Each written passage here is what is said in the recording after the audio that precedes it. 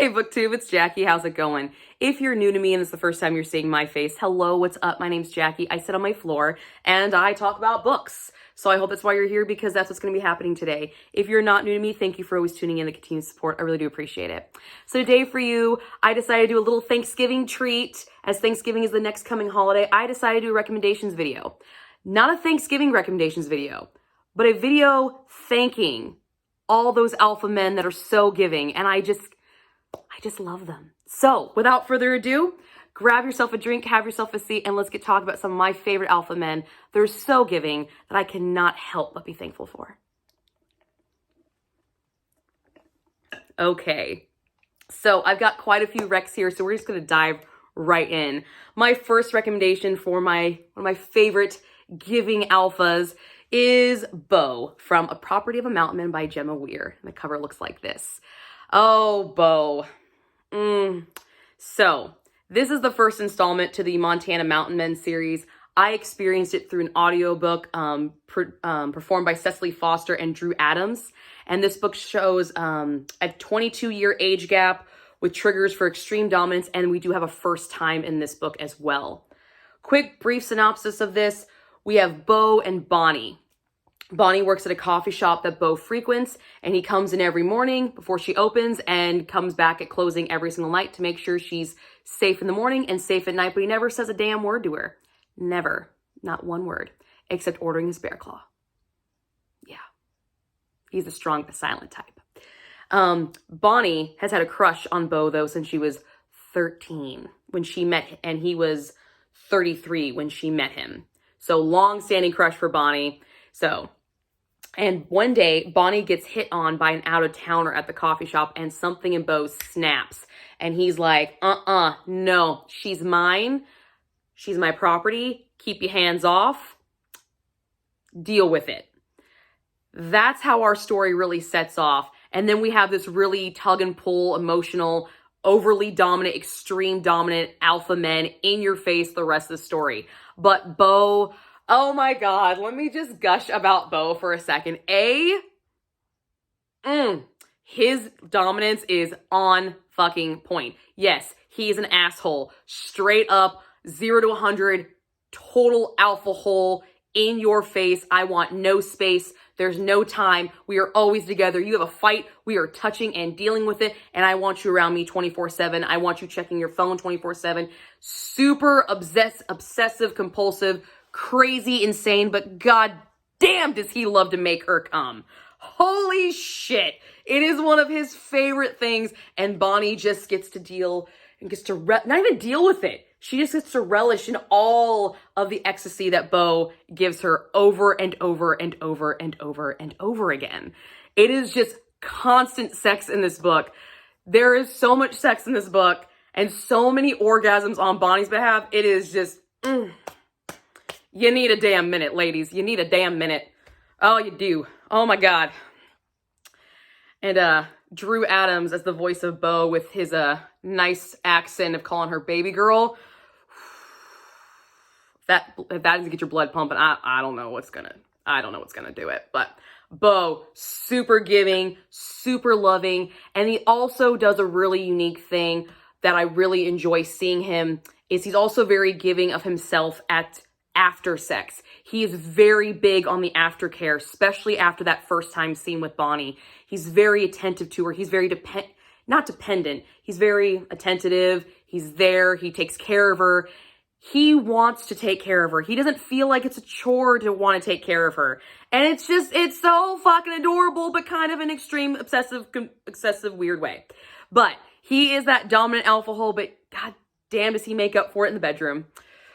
That girl wants for nothing. Absolutely not a goddamn thing. And she's only 21. Damn. Nice. So, he is one of my first recommendations for a very, very giving alpha. If you're looking for a book that has extreme dominance, really great sex scenes, obsessive compulsive, 0 to 50, 0 to 100 alpha hole, in your face, no space, no time, you're mine 100%, but yet I'm going to love every single inch of you. Every day. Kind of guy? Bo's your guy. take a look at this one. It's a good time. I recommend it. I recommend Bo. The next book I have here as a Giving Alpha is a second installment in a series, but you can read it separate of its first installment, and that is Costa from Naughty Wolf by A.D. Award. This is the second installment in the Alpha Wolves Want Curves series. Let's see if I can put this up here where it's not going to fall over. That would be lovely. This is a paranormal romance with a shifter romance trope as well. Costa is a werewolf, and he is attracted to, I believe her name is Helly. Costa is the youngest son of the deceased Alpha of the Troika clan, and his brother has taken over the Troika clan. So now he is the next in line. Helly is a mortal whose sister has gone missing, and she is trying to work with Costa to try to help locate her sister. But Costa and Helly have this on-again, off-again relationship because Costa is a werewolf, Helly's a mortal, and you are not to mate mortals. Now, if you read book 1, Costa's not on the same page as everybody else in his clan. But in his mind, he still shouldn't mate a mortal, but he is so drawn to Helly. He is so attracted to Helly, and Helly is a thick, curvy, curvaceous, that's the word, curvaceous baker. She loves to bake, and he loves to eat her sweets, and he loves to eat her all the fucking time. Oh my God. This man is so giving in the oral sex department. I'll bake you cupcakes anytime you damn well want. Yeah. Yep. Delicious. So many good sex scenes in this. So many good female orgasms in this. Orgasms on the female side, aplenty. And there are some kick-ass scenes in this book that are all focused around Costa taking care of Helly and her needs as a female, making her feel beautiful, making her feel loved, making her feel appreciated. Is he kind of a douche sometimes? He's an alpha guy. Yeah, he's kind of a dick sometimes. But we love him anyway because he makes up for it. This is a fun one. This is a very, very quick read. I read this in a single sitting. It's super fun. And A.D. Award does really something cool. All of her female protagonists are all plus-size women. She writes primarily plus-size women because she wants us to feel represented in books, and you do, and you feel loved, especially by Costa, because there is one scene in this book. It is an oral sex on a counter scene. That thing went in the FTD bank as soon as I read it. I was like, FTD bank, cha-ching. Thank you. Yes, he is definitely a giver of the orgasms, but he's also a giver of amazing self-esteem. He makes Helly feel beautiful and wanted and accepted, even though she lives in a world where sometimes plus-size women, we are not cherished and appreciated. Our curves are not sometimes wanted.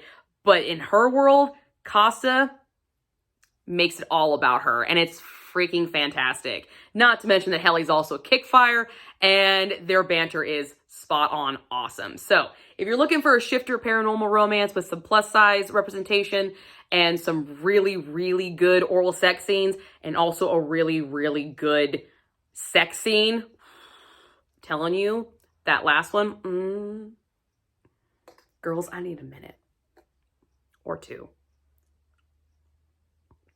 Yeah, I needed one. I was very thankful for Costa. Very thankful that he exists in this world. So definitely pick this one up if you are looking for something on the little paranormal side and a little bit of the fun side. The next recommendation I have, I don't know if I should recommend this one just yet. Fuck it, we're doing it. We're doing it. Yeah, we're doing it. That is Lifeblood by Amara Ray. Yes, this bad boy. This is the first installment to the Immortal Coven series. Another paranormal romance. We have fated mates, enemies to lovers. We have a lot of triggers in this one. We have triggers for blood play, violence, graphic sexual situations and language, psychological and physical torture, sexual assault, not from the hero, and very dominant and possessive language. So there's a lot of triggers in this one, but our hero, let's just get talking about him. So brief little synopsis of this book. Actually, I'm gonna put it down here. There we go. Brief little synopsis of this book. We follow Colette and Mackay. Colette is a hybrid life witch. She was born of a witch mother and a warlock father, and she's a member of a hybrid coven. So every member of her coven is is some sort of hybrid born of two different types of people.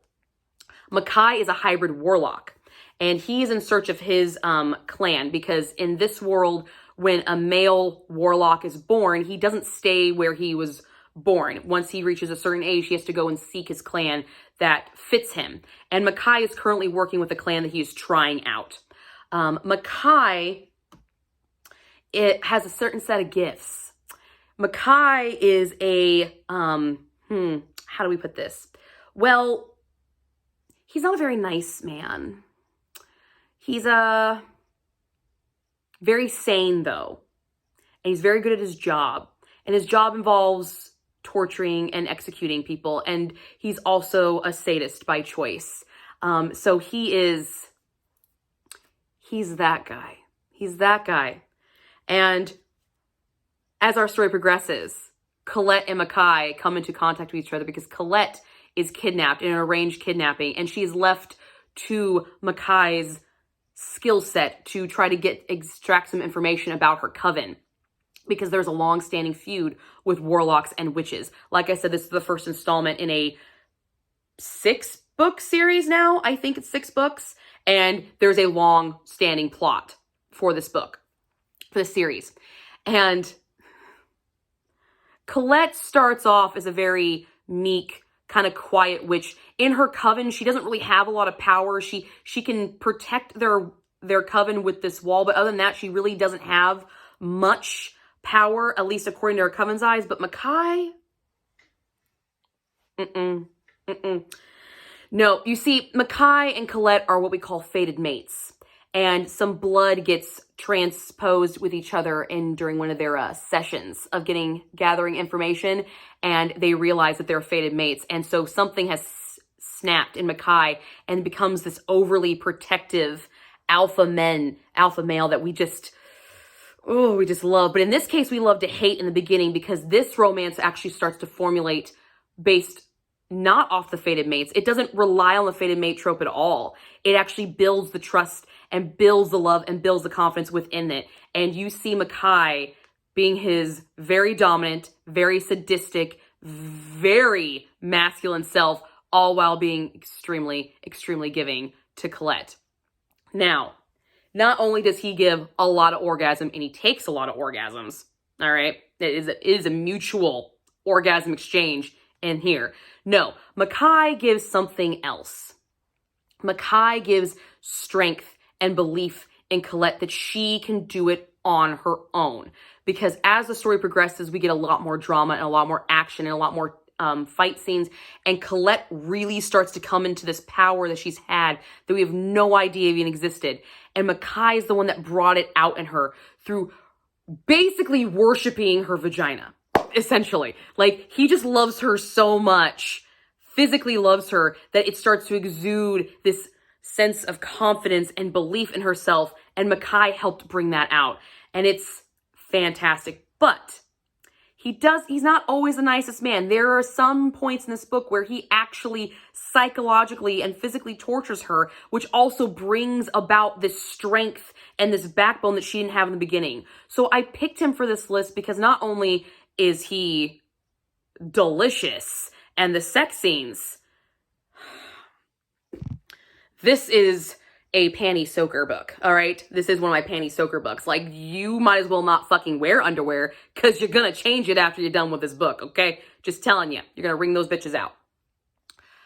The sex scenes are fantastic, but the storyline in this book is also amazing, and it shows Mackay grow from this very sadistic, one-sided kind of mindset, and through this arc, you see him open up, and only to Colette, but give of himself and of everything that makes him sexually, mentally, physically. He gives everything for her. And it's fucking beautiful. And I am so thankful that I took Jen over at the Beck Refuge recommendation for this book. So I am passing on the recommendation to you, because this thing was fucking fire. Fire in so many different ways. Sex, storyline for just this book, the couple, the overarching plot for the entire series, fucking fire.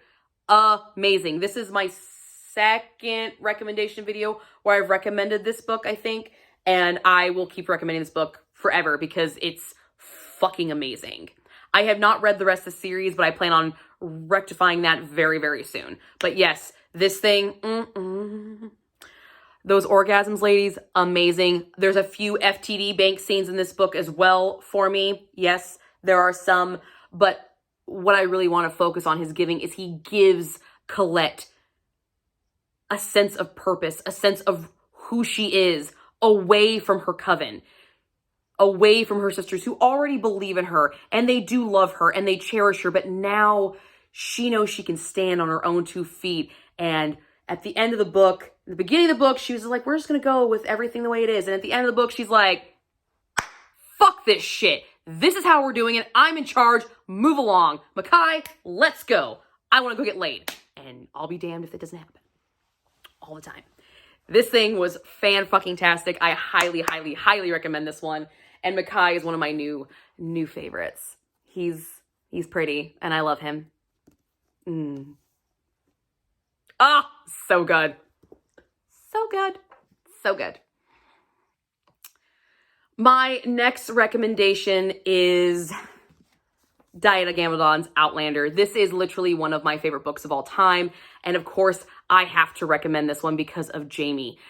Jamie gives something that he can never give away to protect someone he barely even knows. I have talked enough about this book on my channel. If you follow me at all, you know this is one of my favorite books. Jamie and Claire meet as Claire has fallen back into time. And to basically save her own ass, she has to get married. So she marries Jamie Fraser. And Jamie Fraser allows this. Not only does he not have a problem that his future wife is not a virgin, but he is okay with barely knowing her. And he gives his entire life to her. They're falling back into 1743. So divorce really wasn't an option back then.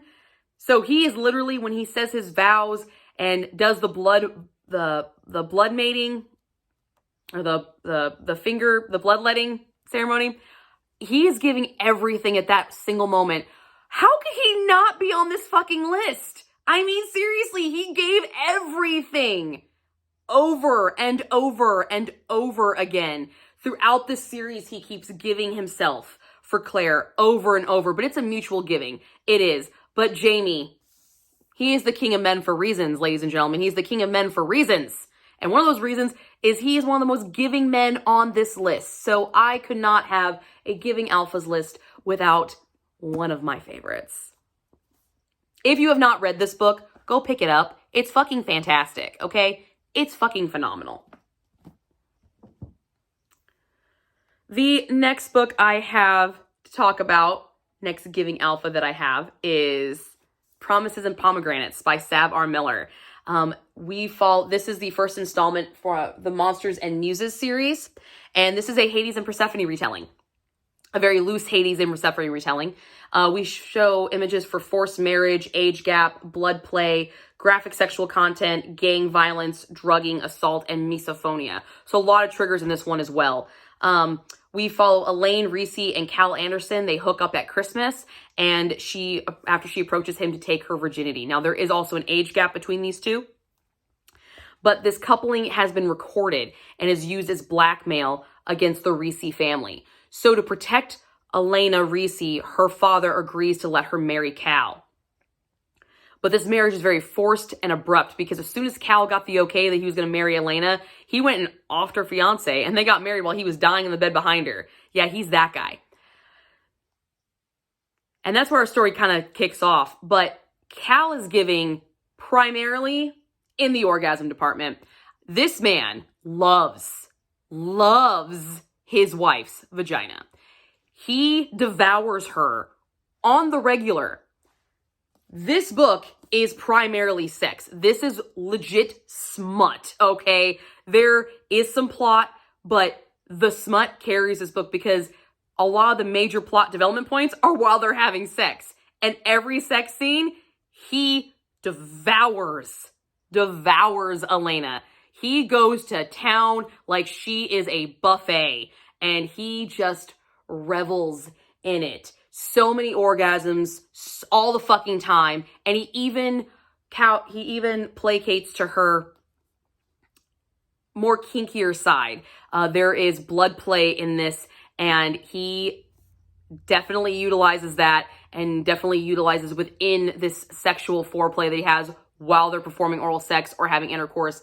This thing, oh, the sex in this book is fucking fire. It's amazing. The orgasm scenes are amazing, and there is one scene in the theater. Holy shit. Holy fuck. Goddamn. Oh my God, I need a minute.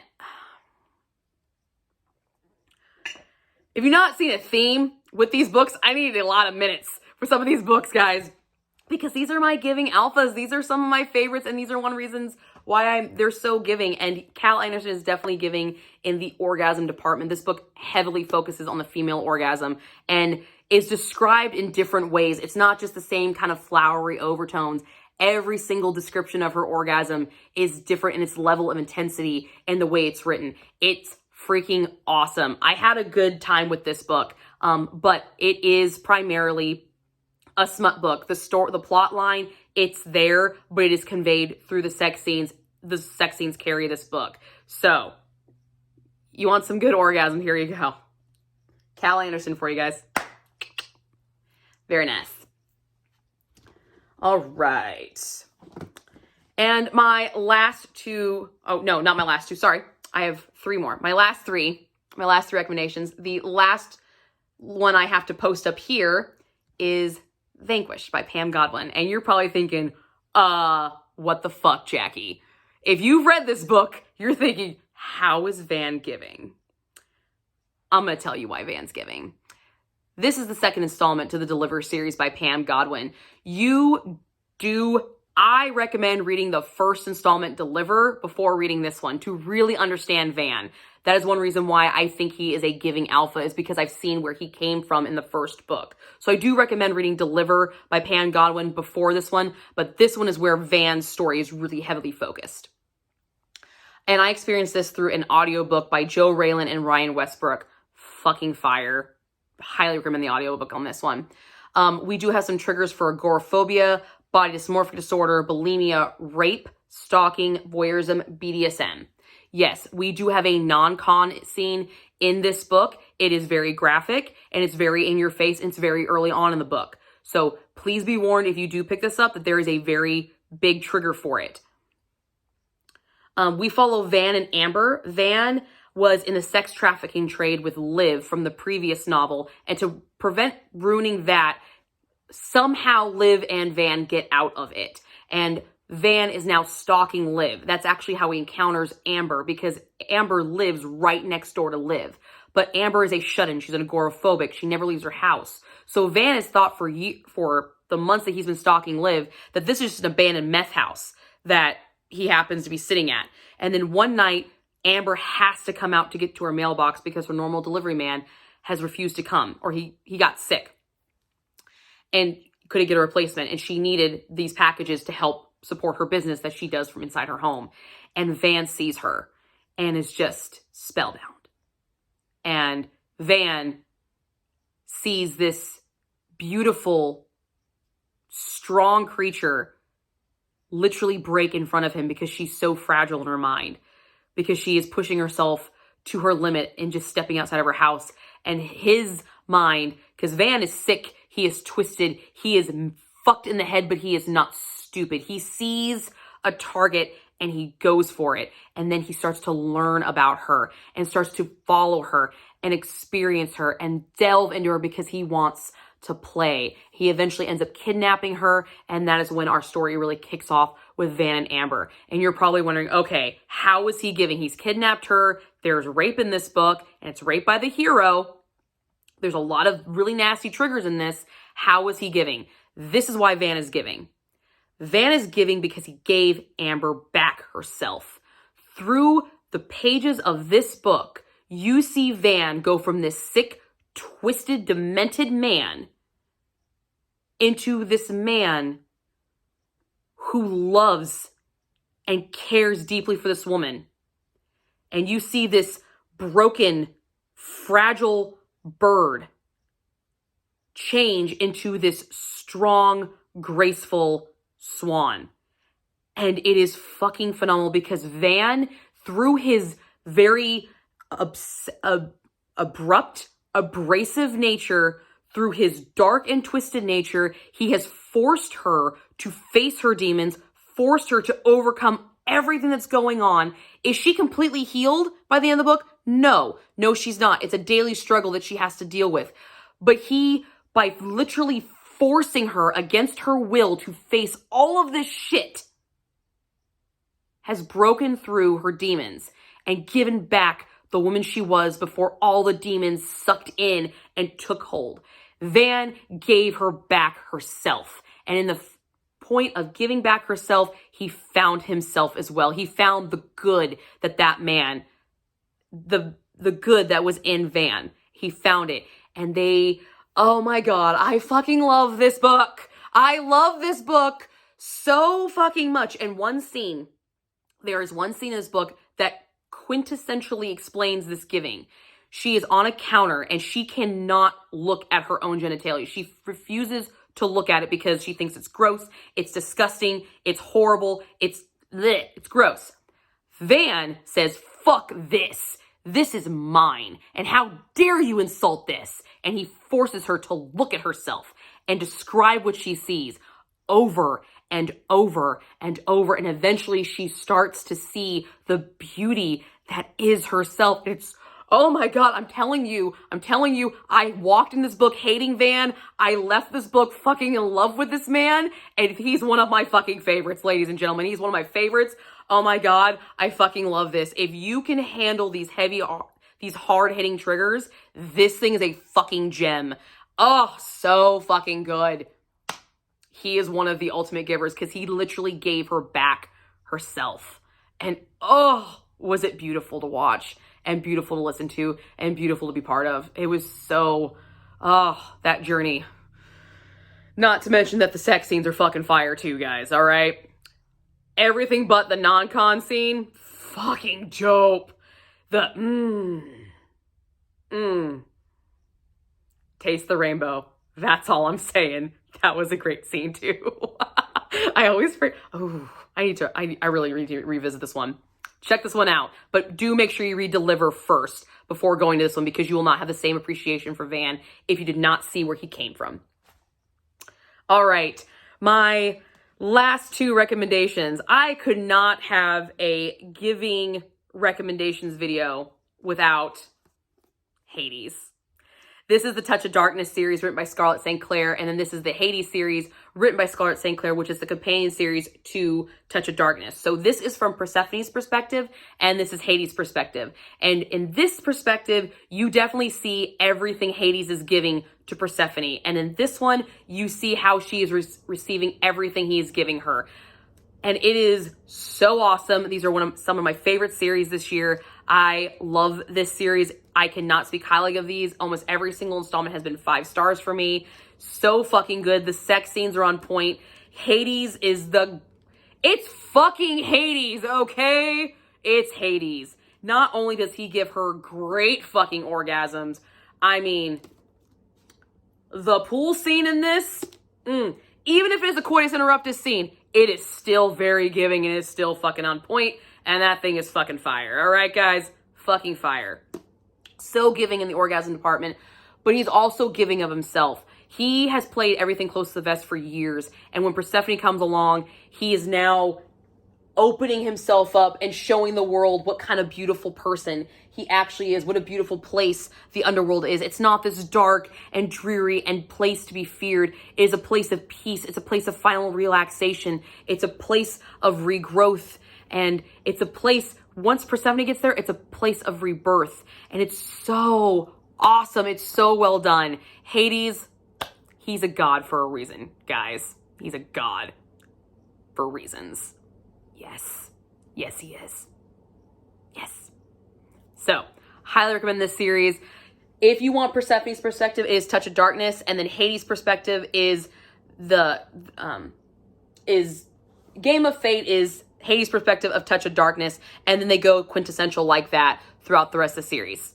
The series is not complete yet, but it should be completed next year. It's when I think the final installments of the series are coming out.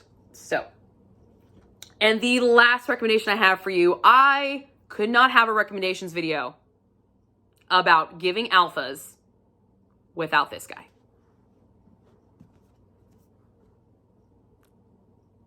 It's Rhys. Rhys from A Court of Mist and Fury, or the ACOTAR series by Sarah J. Maas. This is where we get to see a lot of Rhys, but you do meet him in A Court of Thorns and Roses, where you don't see him being so giving. But do you? Yes, Rhys is that guy. He is the under the radar giving alpha that we just love. But Rhys gave so much. So much. He is probably the ultimate giving alpha on this list. He gave Feyre back a family. He gave her back safety. He gave her back sanity. He gave her a home. He gave her love. He gave her a fucking title as High Lady. God damn it. He gave her everything, and he gave everything of himself to his people, to his family. And at the end of ACOTAR, he gave everything he possibly could. And he's a fucking High Lord for a goddamn reason, okay? He's perfect. He's perfect. Out of every single alpha on this list, even Jaime Fraser, Rhys is the alpha that I am most thankful for this holiday season coming up. I just love him. If you have not picked up the A Court of Thorns and Roses series, please go pick it up. You will not regret it. You will not regret the storyline. You will not regret the characters, and you definitely will not regret Rhys. Rhys, he's perfect. He is perfect. He gave everything, and then some. I hope you guys enjoyed this nice Thanksgiving recommendations video of alphas that I am just so thankful that are out there, because they are just so damn giving. A lot of good ones in here, guys. If you pick up any of these, please let me know. I would love to hear your thoughts and see if you have the same feelings towards these alphas that I do. Until the next time, I'll see you later. Bye.